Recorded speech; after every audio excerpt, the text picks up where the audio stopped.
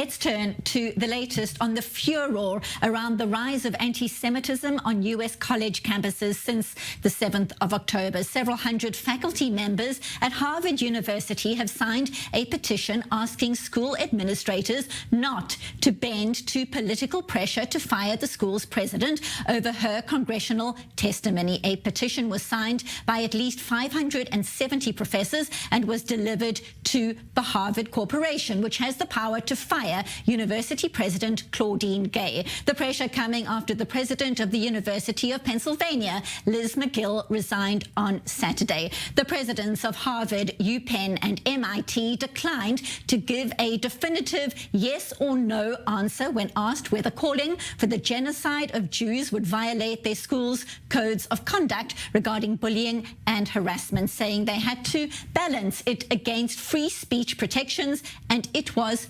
context dependent.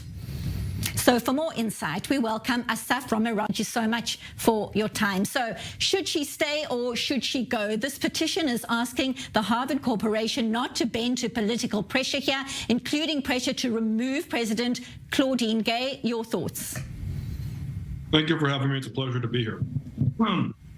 I think that the precedent we saw with Liz McGill putting pressure on her to finally have Penn have her leave, that Harvard and MIT should follow suit.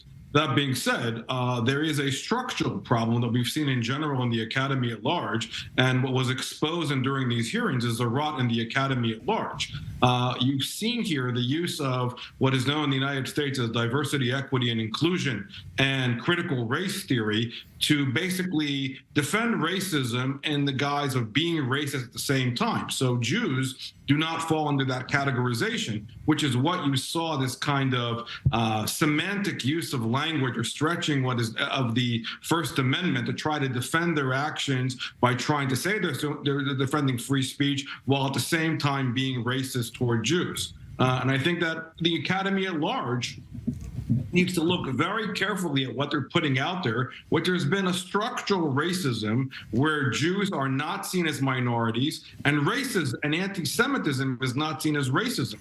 And that's the reality that we've seen play out here, even though when you put actual facts on the ground, especially post-October 7th, where you're actually seeing for calls of genocide, for killings of Jews, no distinguishing between left, right, or center, that they are still unable to stand behind what is really, truly racist activity under the guise of what they're trying to play out, the use of free speech. So I think that, if you're asking me, I think that they actually have to look very carefully at their funding, at their leadership, and to actually put, and actually stand behind what these universities are supposed to be of a liberal Western university, which actually takes these issues very carefully when it comes to discrimination against Jews.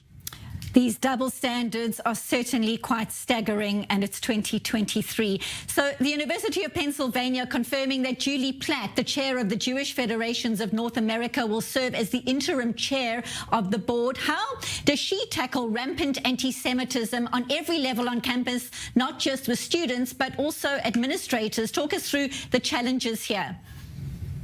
Well, it's more than the administration. I mean, the administration, and I would also argue the faculty, which we deal with all day long. The faculty are also a structural problem, and I would argue that, this is the argument that we've made in our organization. Faculty are forever, students come and go. But there's been a structural problematic within the faculty who, over the course, I would say, of several decades now, there's been a growth of what I would call scholar activism in replacement of scholarship. And so all of these use of protest and sending students to pro-Palestinian rallies, going and participating, calling for the genocide and killing of Jews have all been sponsored specifically within Middle East Studies departments and within the humanities at large. So when you're talking about an individual like Platt, who also serves as the chair of the JFNA, Jewish Federations of North America, I think that there has to be a real careful look at the composition of what the board is and the kind of what they're willing to tolerate, what they're not willing to tolerate. She also made it very clear in her statement that she's also going to be the interim individual until they find somebody else. But the case study of McGill, while McGill has been resigned, she's still a tenured faculty at the law school. So again, even within the structural understanding of the University of Pennsylvania, she's still going to be there teaching. And I guarantee you that whatever, they believe and say out publicly, they're also going to be teaching in their classrooms. And so that's also part of the problem itself. There has to be a larger, real concrete inside look at the structure of the university, who's teaching these topics, what is being taught in these classrooms, balance in the classroom, which is really a critical aspect when these issues, and scholarship, and that needs to be looked at very carefully, not polemics, which is what you're seeing as a result of where professors and administrators have used and abused their roles. The portfolio of anti-Semitism on most university campuses, which have invested millions of dollars in diversity, equity, and inclusion, the portfolio of anti-Semitism falls in their responsibility. They wouldn't know anti-Semitism if they saw it.